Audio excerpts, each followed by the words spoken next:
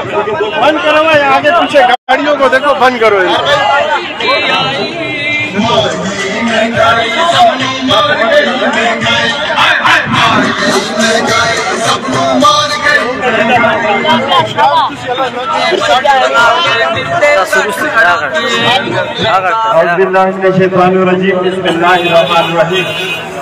आज जैसा कि आपको मालूम है, हमने 2-3 दिन से ऐलान किया था, जुमेरात का एहतजाज था बारिश की वजह से, उसको हमने आज हफ्ते के दिन किया है।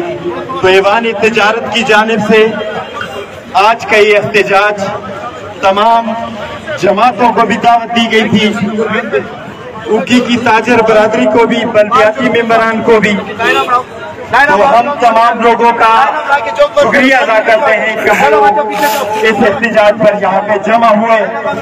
पाकिस्तान में तूफानी महंगाई, उसके खिलाफ आज का ये एहतजाज है। आज के इस एहतजाज का बाकायदा आगाज तिलावत कुरान पाक से करना चाहूँगा। ईवान तिजारत के सीनियर नायब सदर हाफिज तिजारत साहब से मुतमिद हूँ कि वो आए और तिलावत कुरान पाक से इस प्रोग्राम का आगाज करवाएं।